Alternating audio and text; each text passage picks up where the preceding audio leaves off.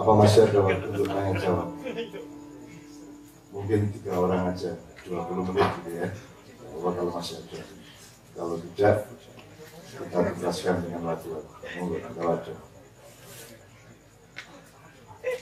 Mana sih? Silakan. 3 orang bertanya. Mana? Ya, silakan Pak Bibit. Pertanyaannya ringkas ya. Tidak usah pakai kerdus, tidak apa-apa. Langsung dikemukakan.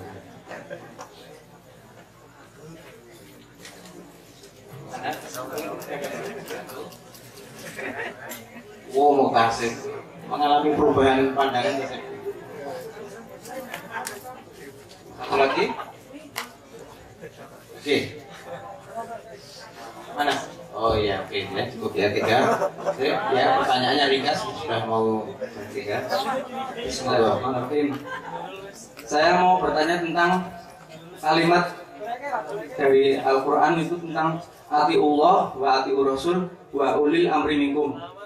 Taatlah pada Allah, taatlah pada Rasul, dan pada ulil amri itu ada yang mendefinisikan pemerintah, ada yang mendefinisikan pemimpin atau kepala negara, macam-macam lah.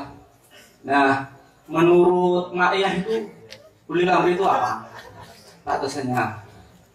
Kemudian kalau konsekuensi nggak taat, misalnya mengkritik atau mengoposisi atau menentang, itu apa memang sama dengan bugot itu? Dalam fikih itu ada istilah bugot atau pemberontakan. Itu dosa besar katanya. Saya itu selalu kalau misalnya tadi ada puisi rakus macam-macam, ya saya sendiri juga rakus ya. Tapi kalau melihat televisi apa mau puasa juga belum bisa. Itu kok penampilan kerakusan gue nggak malu-malu ya, diperlihatkan di semua waktu ya. Nah, kalau saya ngomong gitu, bugot mau kamu ngomong kayak gitu. Nah, itu apa saya berdosa gitu? Apa saya cuma diem aja mau lihat menyaksikan kayak gitu? Karena ada lagi yang mengatakan kamu ngurusi keluarga saja, ngurusi anakmu, istrimu maksimal gitu. Ya udah saya laksanakan, saya nggak peduli apapun yang terjadi, apa ada pemilu ada apa, saya nggak peduli. Lah tapi setiap hari juga banyak yang bertanya di sekitarku, di angkringan, di mana sih? Ya nggak bisa lepas dari itu, nggak bisa usulah 100% kayak Ashabul Kahfi, masuk gua 350 tahun tidur, enak sekali ya tidur, bangun-bangun sudah selesai. Nah itu apa perlu kita menidurkan diri supaya tidak dianggap bugot. Terima kasih. Assalamualaikum warahmatullahi wabarakatuh. Terima kasih. Langsung ya, silakan. Nama Atik, inisiatif ya. Iya. Sebetulnya tadi tertarik dengan di umur 40 tahun saya harus punya landasan berpikir dan lain sebagainya. Kemudian saya pengen memastikan apakah landasan berpikir saya benar atau salah, bahwa saya tidak percaya PBB terlalu ribet untuk bikin 30 UDHR, Universal Declaration of Human Rights, hak asasi manusia. Kenapa tidak disingkat dengan al-muslimu man salimal muslimu min lisanihi wa yadihi? Karena yang ditentang di situ bukan orang non-muslim, tetapi penindasan. Ketika kita bisa menyelamatkan orang lain dari penindasan orang lain, itu sebetulnya kita sudah Islam gitu. Kemudian apakah itu bisa diamini oleh saya pribadi atau tidak? Karena agak ada ketakutan juga, jangan-jangan nanti saya menganggap teman Nasrani saya adalah Muslim, kemudian ketika ada teman Muslim saya yang mau membunuh teman saya yang Nasrani, kemudian saya membunuh teman saya yang Muslim, apakah itu termasuk ke dalam human right dan apakah itu termasuk dalam Islam? Terima kasih. Terima kasih. Moga Mas, tolong minta tolong. Assalamualaikum warahmatullahi wabarakatuh. Nama saya Ridwan dari Temanggung. Pertanyaan saya, dari materi yang tadi dibahas, ada kalanya kebijaksanaan menentukan dalam suatu peristiwa, tetapi juga menyimpan suatu kebenaran. Yang saya mau tanyakan, sebenarnya kebenaran yang sejati itu seperti apa? Dan apakah suatu kebenaran dapat diringkas dalam satu hal? Ataukah kebenaran sendiri ada cabangnya dalam beberapa ranting seperti itu? Terima kasih. Terima kasih kebetulan untuk tiga penanya kita dengan pertanyaan-pertanyaan yang sangat bagus dan mendasar. Dari Mas Mukasih tentang atiullah wa atiul ulil amri tadi itu yang ditanyakan. Kemudian apa perlu kita menidurkan diri dalam usulah seperti Ashabul Kahfi dan seterusnya tadi. Kemudian Mas ini si Atim ingin mengkonfirmasi menjelang usia 40, sudah mau 40 ya? Oh baru 25, masih jauh Mas, tenang aja. Kita berpikir mengenai HAM dan dikomparkan dengan al-Islamu man salimal muslim dan seterusnya tadi. Apakah landasan yang dikemukakan tadi itu bagaimana, terutama sekali dengan kekhawatirannya untuk melihat non-muslim itu rancu, HAM dan tidaknya seperti tadi ya. Dan yang terakhir mengenai kebenaran sejarah. Monggo Pak.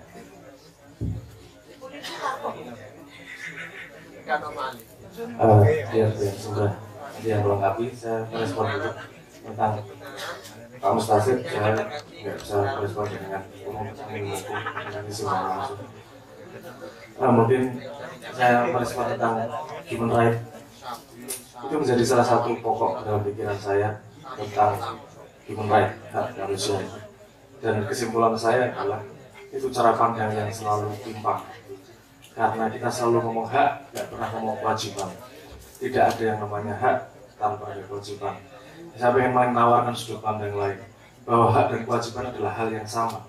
Karena hakmu adalah kewajiban orang lain, dan hak orang lain adalah kewajibanmu. Jadi sebenarnya berdua ya, hak dan kewajiban. Itu cuma urusan sudut pandang.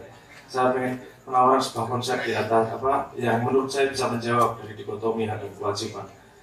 Yaitu kalau manusia mendefinisikan dirinya dengan hak, dia harus ngomong tentang kewajiban. Salah satu pertanyaan saya ketika mendekati umur 40 ini, bagaimana fragile, bagaimana rapuhnya manusia. Manusia ini gampang mati, nggak bisa ngapa-ngapain juga dibandingkan singa, kalah cepat melayunya dan seterusnya lah. Manusia kan umurnya cuma 5 menit, nggak 60 tahun sebenarnya yang dikatakan Sabun itu saya salahkan. Manusia itu umurnya 5 menit. Cuman setiap hampir sebelum sampai selesai 5 menit biasanya umurnya di reset gitu aja. Cara meriset umur itu dengan cara mengambil nafas. Kalau nggak percaya coba jangan di reset 5 menit. Nanti selesai urusan itu. Nah, orang yang seorang makhluk yang hidupnya cuma 5 menit ya, itu kan sangat-sangat rapuh, gampang banget matinya. Itu yang membuat dia berharga untuk hidup apa sih? Dan kemudian salah satu yang yang membuat dia pantas untuk menghadapi hidup apa sih? Fragile-nya kayak gini, menghadapi masalah yang rote yang memiliki ngopo atau tidak boleh seperti itu. Nah, memang salah satu yang universal pembahasannya tentang hak dan kewajiban. Tapi saya ingin membuat konsep yang di atas itu. Saya ingin buat konsepnya yaitu yang saya lebih tuning adalah responsibility. Kemauan untuk bertanggung jawab, untuk mengambil sebuah tanggung jawab. Karena hak dan kewajiban itu terangkum dalam yang namanya tanggung jawab. Kalau kita ngomong tanggung jawab, udah isinya bukan urusan aku atau kamu, urusannya kita pada komunal, urusannya pada bisa menjawab segala macam itu semua. Karena kita mempunyai tanggung jawab kita. Dan manusia menjadi berharga ketika dia sudah berani memegang sebuah tanggung jawab. Itu yang saya melihat titik garis demarkasi 40 itu dari sudut salah satu garis 40 itu dari sudut pandang saya. Apa yang membuat manusia punya hak hidup lebih panjang? Apa yang membuat manusia bisa berharga dalam perjalanannya? Karena ketika dia berani secara sadar mengambil sebuah tanggung jawab, itu satu perilaku yang tidak bisa dilakukan oleh makhluk lain di seluruh dunia.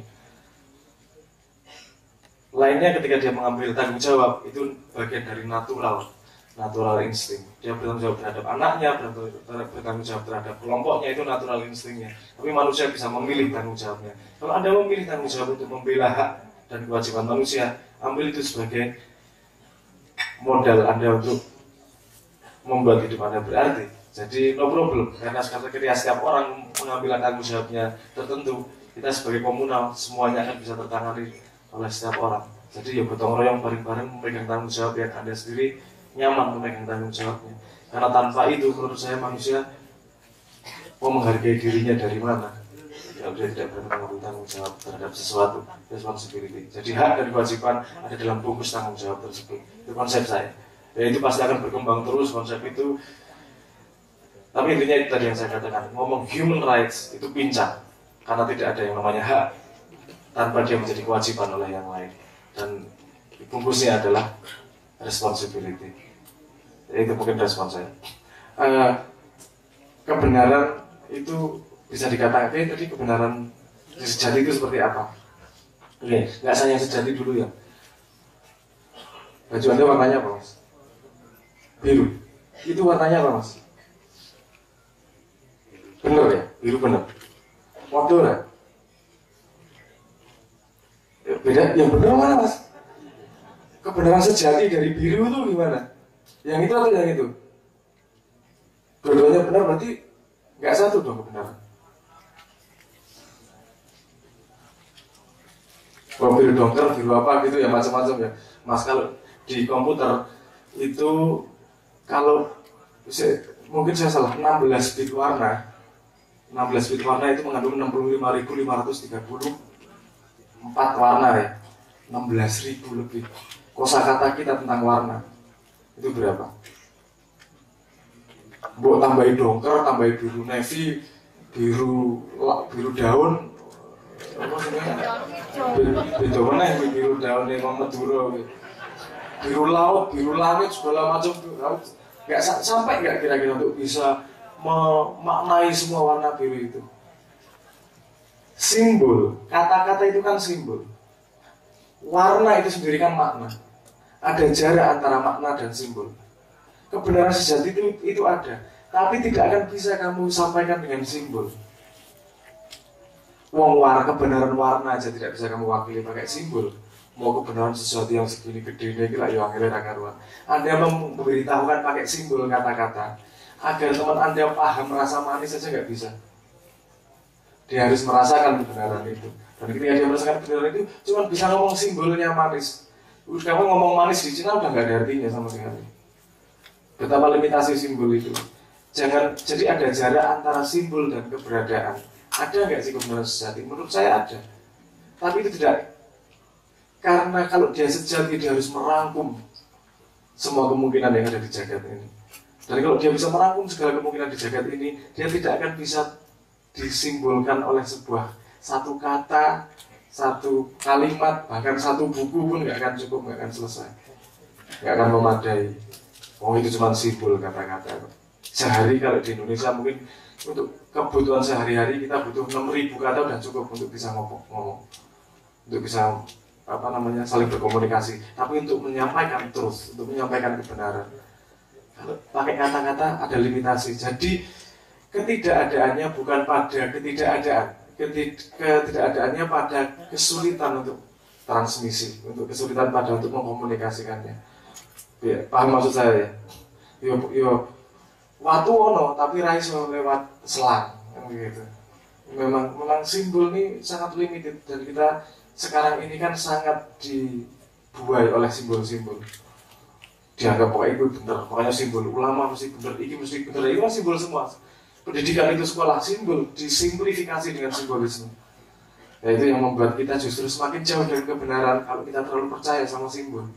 Kalau kita memahami bahwa simbol hanyalah sebuah representasi dari salah satu shade bahasa Indonesia ini apa ya? Shade ini SHADE. Bahasa Indonesia ini apa? Shade. Nek biru kan ono biru muda sampai biru tua. Itu kan ono gradasi dari segitu banyak gradasi makna, dari segitu banyak gradasi truth, dari sebegitu banyak gradasi kebenaran, hanya limit yang bisa kita sampaikan kepada orang. Jadi kebenaran yang sejati bisa kamu pahami dengan dirimu sendiri. Yang orang lain adalah hanya memberi petunjuk-petunjuk tentang sekitar situlah. Kalaupun dikatakan seakurat mungkin, kemungkinannya hanya dua. Kamu tidak paham atau kamu menyepelekan. Karena sesuatu yang semakin fundamental, dia semakin simpel, semakin sederhana. Saya pernah mencoba di sini ngomong sekali ditertawakan nih sama konco-konco, dibisui. Apa arti hidup? Tak jawab. Arti hidup itu tidak mati. Duh, jancuk mbahku ya ngerti saya dulu. Aku pengen hakikat aja, pengen jawaban yang rumit. Ini pengen mencari jawaban yang memuaskan, bukan pengen mencari jawabannya, cuma pengen memuaskan keingintahuan. Arti hidup tidak mati itu butuh kacamata untuk memahami bobotnya dari kalimat itu. Misal contohnya Siddhartha Gautama butuh 8 tahun melakukan sadhana untuk hanya bisa memahami kalimat tersebut. Jadi hakikat simpel dan cenderung disepelekan untuk orang-orang yang masih mendewakan, menuhankan akalnya. Itu saja mungkin respon saya, mau dilengkapi. Pertanyaannya sangat saya syukuri, sangat senang karena membuka pintu ilmu yang luar biasa untuk akhir acara kita pada malam hari ini. Pertama, prinsipnya orang hidup itu innalladzina amanu wa hajaru wa jahadu. Jadi Allah tidak menyebut innal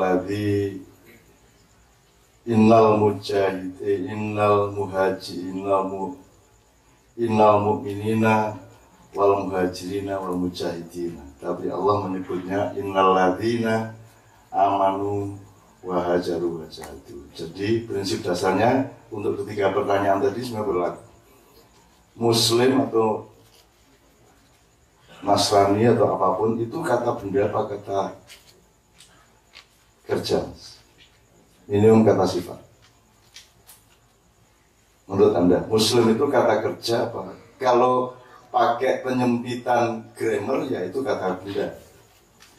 Tapi kalau ada seorang Muslim tahlilan, rajin sembahyang, terus korupsi, Muslim tidak dia? Jadi kemuslimannya terletak pada perbuatannya atau pada simbol identitasnya, tindakannya. Jadi berarti Muslim tidak Muslim itu perilaku apa identitas?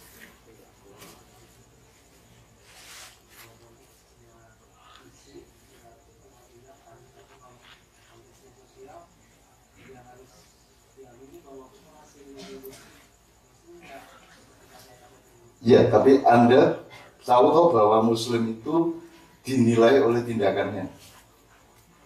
Jadi aplikasi atau output atau aktualisasinya adalah liutami makarimal akhlak, kan gitu. Memang kita punya kesepakatan ya sudahlah, pokoknya yang ke masjid itu orang Muslim gitu aja kan. Itu kan kesepakatan terbatas, kesepakatan yang menyepakati penyempitan bahwa pokoknya yang sembahyang itu Muslim, dengan gereja itu kan kesepakatan untuk menyempitkan. Tapi Anda kan tidak mau berhenti pada kesempitan itu. Misalnya innalladzina hajaru, hijrah itu sekarang dipersempit, sudah berhijrah tahun 2014 maksudnya biar jilbaban jadi jilbaban. Jadi hijrah yang begitu luas itu dipersempit menjadi wis sembahyang podurung, wis jilbaban podurung, kan itu. Jadi simbol yang kata saya bilang tadi dipersempit lagi menjadi icon atau brand. Nah, wis dipersempit lagi. Terus Anda percaya bahwa icon itu substansial. Nah, ini celakanya kita di situ. Jadi teman sekalian, oke, sekarang memakai dasar ini kata kerja apa kata benda kita pakai untuk menjawab. Muhtasib, jangan percaya sama saya, jelas ya. Oke, jadi yang saya omongkan bukan Qurannya sudah jelas, cuman sayanya belum tentu benar. Jadi jangan juga ada orang yang mengatakan macam ya itu apa-apa nih ngomong apa masalah. Cuman tidak usah sia-siakan waktu untuk bertengkar untuk hal-hal yang saya sendiri sudah mengatakan aku mesti bener, nggak bisa. Kurang piye to ya. Wis sing bener kuwi wis ora apa wis. Aku salah wis ora apa-apa. Aku menjawab muktasib musakin ngono to. Nah, kalimatnya gini, atiullah wa atiur rasul wa ulil amri minkum. Bahasa Indonesia ini ta'ato nang Allah, ta'ato nang Rasulullah lan ulil amri. Ngono to? Saiki nek kowe nggali kalimat ini, nek kowe nggali kalimat ngene iki. Mangano sego, mangano sayur lan kerupuk. Kenapa kamu tidak mengatakan mangano sego, sayur lan kerupuk? Tapi kenapa yang kedua tetap nganggo mangano? Ono bedane, Mas. Hanya bisa tafsir kita, hanya bisa mentadaburi. Benernya bagaimana ya Allah. Kita hanya bisa menafsir lah. Tafsir saya gini, kalau Allah sama Rasulullah pakai kata atiu, taatilah. Dan kalau kalimat yang wajar kan cukup taatilah Allah, Rasul dan ulil amri. Makanlah nasi, sayur dan kerupuk. Ini kalimatnya enggak, makanlah nasi, makanlah sayur dan kerupuk. Kalau tafsir saya, nasi sama sayur itu wajib, mutlak. Tapi kalau kerupuk itu relatif karena tidak pakai kata atiu. Lo nek panjang atiu ora penting. Kenapa tidak disebut satu kali aja? Kenapa dua kali? Nah, itu tafsir saya. Kue orang nganggur ora masalah. Nah,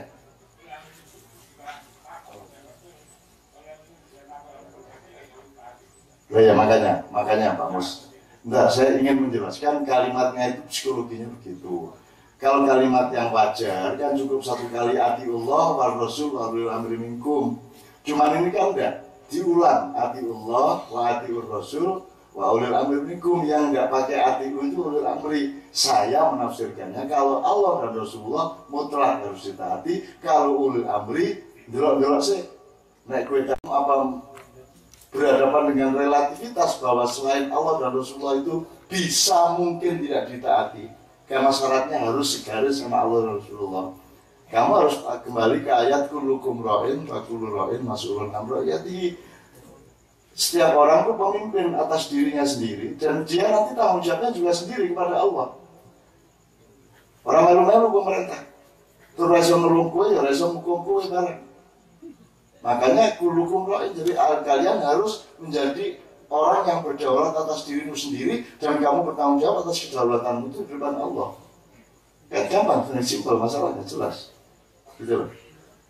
Loh gue jelas yang tanggung jawab Gusti Allah. Lah kok gue harus selain Allah dan Rasulullah. Nek panjang menurut akal sehatmu kui nek nyolong kui jelas ora taat Allah Rasulullah ya coba taati kan gitu. Jadi gue ora perlu ndelok TV karo bukti. Oh, di sini jual wae lah, wis malah itu namanya. Barang itu yang dulu bendino nanti bercep ya. Oke, itu ya, jelas ya Mas ya. Jadi kuncinya yang pertama, kata benda apa kata sifat. Kalau itu kata sifat atau kata kerja itu kan kesepakatan aja tuh Mas. Kesepakatan itu tidak berarti substansi tuh Mas. Itu kan konvensi lah antara kita bahwa ini disebut kacamata. Neng iki kan tidak harus kacamata, winginnya iki kesepakatan iki gelas ya itu tuh Mas. Substansinya ada pada fungsinya gitu. Jadi sekarang Anda jangan ragu-ragu dengan bahwa orang yang Muslim itu sebenarnya tidak tergantung identitasnya, bahkan tidak tergantung ibadahnya, tapi tergantung perilakunya. Karena Rasulullah mengatakan innama bu'itsu, aku ini diutus semata-mata untuk memperbaiki akhlak. Jadi aplikasinya, substansinya ada pada akhlaknya, perilakunya. Jadi jelas kan? Nah, kalau nyenggol sedikit soal Declaration of Independence, memang orang sedunia ini sampai hari ini memang tidak bisa menemukan Allah di dalam kegiatan mereka. Jadi mereka tidak bisa menemukan substansi kewajiban. Karena mereka pikir mereka itu hidup atas ciptaan mereka sendiri, tidak ada Allah. Toh, tadi sudah kita bicarakan tidak ada Tuhan kok. Maka yang lahir adalah Declaration of Human Right. Tidak ada human responsibility atau obligation, tidak ada. Ya sudah apa rasa nesu. Angger kue orang ngono lho. Nek aku kan ora kira-kira ora ngomong Aku nulis puisi yang menyatakan tidak setuju sama konsep HAM itu tahun loh. 80-an, 80-an saya sama sebelum Kiai Kanjeng. Saya nulis puisi HAM, kapan aku sinom tuh menertawakan HAM, opo HAM. Orang yang punya hak adalah pemilik saham, kan gitu. Ya Mas, lah kamu punya saham apa atas dirimu? Untukmu orang gaya dewe, ya toh? Apa yang kamu punya saham? Kamu tidak punya saham apa-apa. Aslinya kamu tidak punya hak. Jadi hak asasi manusia itu lucu kalau tidak disebut ingkar terhadap fakta kehidupan, gitu kan? Jadi sekali lagi yang mustahim itu orang yang memiliki saham, ya. Nah, laisa nahnu mustahiman. Kita bukan pemilik saham atas hidup kita. Wong kita tidak berjasa apa-apa atas hidup kita kok. Kue nyambut gawe yang tangane Gusti Allah, ya toh kue yang delok yang mripate Gusti Allah. Kabeh itu duwekmu kok kue ngomong duwe. Gitu loh. Iki diteruske lucu banget, oke banget sing lucu-lucu. Apalagi HAM itu tidak jelas, kan ada akhlak atau moral, ada hukum. Nah, HAM itu termasuk yang mana? Etis itu moral, Mas. Etika itu bagian dari moral, bagian dari akhlak. Nah, kalau institusi hukum jelas, institusi akhlak jelas. Kalau HAM itu termasuk yang mana? Kan tidak jelas tempatnya. Jadi HAM itu sebenarnya hanya untuk ngapusi negara-negara kecil. Itu isu yang dipakai untuk menghancurkan orang-orang yang tidak ada pasal hukumnya, sementara pasal akhlak nggak bisa, maka dibikinkan isu mengenai HAM. Sekarang ada orang mengatakan, loh kan Prabowo dulu penculik. Kok ada yang milih Prabowo? Dulu kan penculik aktivis, gitu ya. Kok sekarang ada yang milih Prabowo? Kok dia, loh, pertanyaannya pertanyaan kesekian, pertanyaan yang awal adalah, loh, penculik kok bisa jadi capres? Kan begitu. Kudune. Aja sing milih Prabowo kok salah ke. Ya KPU-ne sing nomor 1. Iku padha karo bandara Kulon Progo sing dijual kok aku iki lho. Kok aku sing dijual sing kira ibarat ngene lho. Ana bocah ditengi jalanan. Wes kadung meteng apa arep diapake? Ya wis kudu dilairke. Lah saya dimintai bantuan untuk supaya iso bocah iso merumat kandungannya dan melahirkan dengan selamat, kan gitu dok. Aku ora melu metengi. Ya aku sing dinusoni. Kok mau membantu orang yang hamil itu berarti tidak mendukung, berarti mendukung orang yang menghamili. Ya orang piye toh? Kok aneh toh? Saya pernah loh Mas, ini benar-benar terjadi. Jadi ada seorang wanita hamil, tidak jelas riwayatnya, saya tolong, karena minta tolongnya ke saya, ke Makam Pulang, saya tolong, saya proses, kita biayai sampai melahirkan di Panti Rapih. Ini saksinya imam sama Pak Ding, imam yang menempati rumah ini. Wes kita lahirkan, bahkan akan operasi. Kalau operasi kan harus ditandatangani, dan saya kan bukan suaminya, saya nggak berani tandatangani, tapi kan harus operasi. Akhirnya aku menduar toh, lagi naik operasi aku kudu tandatangani, ya mau aku. Saya bukan bapaknya kok. Kalau ada apa-apa gimana? Akhirnya aku minyak. Bicara karena bayinya sungsang Mas. Kudu operasi. Akhirnya aku menduar. Niki nek sungsang kok tegon kok jenengan tego kali kula. Wong kula niku pun nulungi bocahe, ya toh. Malah harus dikongkon malah akan celaka dengan menandatangani itu. Mbok tolong diwalik aneh. Begini. Akhirnya kewalik Mas. Maksudnya akhirnya normal akhirnya. Itu loh, karena Allah tidak tega sama saya. Terus biayai oke, boleh ke tempat kos. Itu pun setelah lahir ini rakyat bari Mas. Terus orang-orang udah itu ngapain Ainun kok nolong-nolong? Kalau bukan dia yang mengambil, ngapain dia nolong-nolong? Coba ngono dulu Mas Republik Indonesia yang menunggu. Aku yang nulungin TNT-an, ora tau njaluk apa-apa, ora tau ngerebut apa-apa, ora tau saingan apa-apa, aku sing disalahke coba. Bandara nek ibarat wanita hamil tadi, bandara Kulon Progo itu kan yang menghamili Jokowi lewat Angkasa Pura kan begitu. Wis masono sing ngeteni kok aku sing disoni. Aku menglancarke kelahiran iki kok. Perkara kowe setuju ora setuju lah urusane kono karo pemerintah karo aku. Kok aku sing dirisoni. Mergo ora wani nang pemerintah wani nang aku. Gitu loh. Nek kowe ora iso nang aku arep piye wong aku ya ora salah apa-apa. Aku nulungi wong kok. Jadi saiki hati-hati Mas Vina nulungi wong apa meneh cah muten. Karena logika masyarakat gini, kalau memang dia tidak mengamini, kenapa dia mau sampai sebegitu dia berkorban? Lu tak? Nah, menurut pikirannya masyarakat, Mas. Coba. Anda hidup di tengah orang sakit jiwa, sakit mental dan sakit logika, betul nggak? Itu Mas ya, oke. Jadi kembali ke pertanyaan Anda tadi, Anda berdaulat atas diri Anda sendiri. Bahwa ada deklarasi di mana ada HAM atau segala macam, ya monggo tidak ada masalah, yang penting saya tidak. Masyarakat saya tidak, yang bersama saya tidak seperti itu. Bahwa dunia ini gagal menciptakan insan kamil, ya ora apa-apa. Kenapa? Emang tanggung jawab Anda untuk membangun peradaban sebagus-bagusnya? Kan tanggung jawabnya itu untuk diri Anda, pola sama keluarga Anda. Anda berbuat terus, Allah akan bekerja terus. Fa'alul lima yurid. Allah mengerjakan apa yang Dia kehendaki. Tenang aja. Misalnya maknya, goalnya tercapai enggak? Maknya ini. Aku ya ora padahal ora tercapai ya ora apa-apa. Untuk duweku kok. Inna Allah balighu amri. Qad ja'alallahu li kulli syai'in qadir. Allah sing gawe gara-gara, Allah sing nentokke berhasil ora. Dudu aku mung wayang kok diwon nglakoni tak lakoni ngono tok. Itu loh, Dik. Jadi saya tidak punya beban untuk maknya sukses apa tidak. Parameter yo ora tak doleki. Kalau saya tadi minta goalnya apa 3 lapis tadi untuk supaya memudahkan jamaah. Saya sendiri tidak peduli. Orang sukses orang apa-apa, orang sukses orang apa-apa. Orang sukses kok rewel.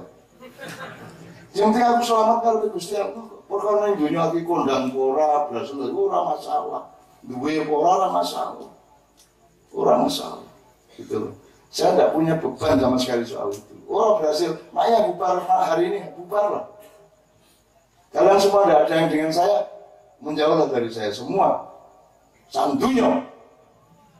Lu mau apa nama sesuatu? Ijen lah kurang masalah. Aku oke penggawean, kalau malaikat, kalau cik. Asem nih aja. Ngomongin rumah sana aku di pamrih-pamrih cilik-cilik ngomongin ngopo kacang goreng lele. Walah, gunung pol ya ingkung paling pol. Oke, jadi jelas ya. Siapa jenenge? Mutasi jelas. Mas Atif ya, Mas A ini si Atif. Kamu kira itu. Ambil nan jenenge apa itu? Ada soalnya di diri saya ada anak namanya Artikel Kutik. Itu dia waktu ngelahirin anak, ono koran sowean di depan rumahnya diambil, ada tulisan sope itu. Kemarin artikel Kutik di kantor gitu ya. Sing suwe iki artikel Kutik gitu. Mergo saka koran mesti iki mesti dhuwur iki akhirnya digawe artikel Kutik. Dan sekarang tuh banyak orang kayak gitu itu. Rumangsane kuwi agama, rumangsane kuwi bener. Ada anak di depan saya di desa saya itu namanya Hayatun Tas'a. Dia kembar sama Huli Batir Rum. Undangannya Hayatun sijine Rum. Huli Batir Rum katanya kerajaan Roma telah dikalahkan. Hayatun Tas'a ulo urip. Tapi dia tidak salah, dia tidak paham, gitu. Nah susahnya kita sudah sangat sekolah, sudah sangat tinggi pembelajarannya, tapi tetap tidak paham terhadap hal-hal seperti itu. Oke, terakhir sekali untuk Mas yang dari Temanggung. Ya. Jadi makanya hajaru wajahatu, ya. Kamu tidak amanu amanu pun terus loh, bukan aman aku syahadat titik ora iso. Syahadat itu setiap saat. Syahadat itu kata kerja. Kowe ketemu godhong, kowe syahadat ora? Godhong diarani Gusti Allah. Lah ora to kowe salah. Nah sekarang di seluruh dunia diajarkan menjadi Islam adalah baca syahadat. Ngono ya Amerika, ya Eropa. Ya tapi Buat dijelaskan syahadat itu Anda selama Anda hidup mempersaksikan, mengakui bahwa apapun yang Anda jumpai itu ciptaan Allah. Masa Anda mengakui Allah tanpa mengakui ciptaannya? Kan gitu, makanya kita tidak pernah tidak bertemu dengan Allah. Dulu opo wae ketemu Allah. Sampai-sampai Sayyidina Ali mengatakan aku tidak melihat apapun kecuali Allah. Ini aku ngomong dulu jadi aku si A. Kalau si A saya itu dibelasetke, nek biyen kan si A, si B, si C. Saya ini si A, gue artinya ini. Sholat Jumat yuk si A. Orangnya kayak gitu. Pokoknya lagi orang Indonesia ini. Nyenengke sembarang iso digawe apa sih ah. Wit-wit radit sih ah. Yes, jadi Mas, urusannya bukan Anda menemukan kebenaran sejati, tidak akan bisa dan tidak perlu menemukan sejati. Yang urusannya adalah, bahkan kalimatnya jangan aku ya kurang tepat, bukan benar, baik dan bijaksana. Bukan benar, baik dan indah. Jadi kamu berbuat sebenar mungkin, misalnya gitu toh. Sebaik mungkin, sebijaksana mungkin, sesejati mungkin. Lalu kalau mengikuti, nah itu kan berarti hajaru bukan muhajirin. Anda kerja terus, mengalami terus, berusaha terus. Jadi tidak pernah ada kepastian yang mandek. Nggak usah nilai mas, waktu saja tidak pernah mandek mas. Saya sudah sering tanya di Mayan, kamu hidupnya kemarin apa sekarang apa besok? Sekarang. Sekarang itu tahun ini apa bulan ini apa hari ini? Hari ini. Hari ini jam berapa? Jam 3. Jam 3 menit ke berapa? 10 misalnya ya. Menit ke 10, detik ke berapa? Detik ke 4. Ketika Anda mau 4, masih 4 apa sudah 5? Nah kapan Anda berhenti di suatu detik? Anda tidak pernah berhenti, Anda tidak pernah berpijak mundur di waktu. Anda terus jalan. Maka kalau ada pemikiran dan ilmu yang memandekkan, di situ kunci kesalahannya. Misalnya simbol tadi, kan dimandeki, oh nek ulama sing serbanan kae, mandek toh. Padahal Anda tidak pernah berhenti. Hakikat hidup itu hajaru amanu, hajaru wajahatu. Tidak pernah berhenti terus menerus. Kamu sekarang muslim, nanti malam, nanti sore bisa tidak tuh. Malamnya muslim lagi, sama dengan sakinah. Sakinah itu enggak, kayak keluarga sakinah. Paling pol kayak rukun. Gitu kan? Semalam saya di Sleman kan saya tanya ada 2 keluarga yang siji rame terus. Gelas pecah, pojok dibanting, raine diparut. Terus pokoknya piar, kerengan terus, tetangga terganggu semua. Terus mereka bilang kok seperti rumah satunya itu. Musik mengalun, tenang, ya. Kedua suami istri itu tidak ada masalah gitu kan. Setelah diselidiki, yang rumah rame tadi itu karena suaminya selingkuh, istrinya tidak terima. Suaminya ngecem di mana-mana. Gitu. Istrinya tidak terima, kerengan terus. Sing rumah sebelahnya yang penuh alunan musik itu, kedua-duanya selingkuh. Nah, saya aku takon, yang mana yang muslim? Yang tenang, apa yang rame? Nah, jadi kita jangan berhenti pada sebuah simbol, jangan berhenti pada sebuah icon, jangan berhenti pada brand, jangan berhenti kepada pengetahuan yang statis. Hidup ini dinamis, jelas ya mas ya? Jelas ya? Makanya sakinah itu litas kunu ila, bukan litas kunu fi. Nah, litas kunu fi gitu. Tutup gelas, yaskunu fi gelas, wes mengucap, wes nganti kapan anggar orang rindu itu tutup ngene iki, ya. Nenek suami istri ila tidak fi, nah ngene iki fi. Nah ila iki sok gaduk sok ora, sok mesra sok ora, gitu loh. Sok sakinah sok ora. Suami istri itu begitu mana? Nah Anda harus menemukan ini kembangi urip apa iki masalah prinsip. Nek masalah prinsip silakan bersikap. Nek kuwi memang mergo seleramu, nek kuwi memang mergo apa sira apa ora, kuwi mood apa ora, kuwi lagi memperhatikan yang lain sehingga yang ini menjadi kurang kamu perhatikan, dan sebenarnya jangan ambil keputusan. Keputusan harus mendasar, harus dengan Allah. Kalau tidak dengan Allah, jangan ambil keputusan. Maka lintas gunung ilah diperjuangkan tiap hari suami istri itu. Saya mengalami sangat gini banget rumah tangga saya. Luar biasa kebanting-banting. Dan itu yang membuat saya sakti dan saya memahami Indonesia. Jadi bersyukurlah kalau rumah tanggamu ada gonjang ganjing, oh ya ini ke Indonesia. Jadi keluar kamu mempelajari untuk hikmah ke dalam rumah kamu pelajari untuk hikmah keluar. Semua itu media pembelajaran yang luar biasa. Jadi jangan cemas dengan pertengkaran, jangan cemas dengan kebosanan. Karena kebosanan ada usianya, tidak mungkin kamu bosan terus. Kalau Anda mendasar, bosan itu adalah alat menuju kangen, kan gitu kan? Gitu. Tapi kalau Anda tidak mendasar, kangen kayak apapun tidak menghasilkan kemesraan. Hanya menghasilkan kepuasan. Kepuasan itu sesaat, tapi kalau kemesraan itu abadi. Nah, Anda sudah membedakan mana yang sesaat, mana yang abadi, mana yang substansi, mendasar, mana yang cuma kembang-kembang. Gitu ya. Jadi gue perlu golek benar yang sejati karena kebenaran tidak ada pada manusia. Gue memang diciprati karena rumusnya al-haqqu mir rabbika. Kebenaran itu milik Tuhanmu, gue disili sidik. Itu gue orang ngerti tenang. Mulanya saran saya, ojo terlalu mengandalkan kebenaran, sing penting jelas apik lakonono. Syukur gue belum bisa sana. Itu pun juga tidak tepat. Sebaik mungkin, sebijaksana mungkin, bijaksana tenang ya ora iso, ora ono. Kebijaksanaan sejati ya orang ning dunia kita tetap saja semua ada kelemahannya. Wis saiki dadi menteri pertanian dan perdagangan atau perekonomian khusus ngono.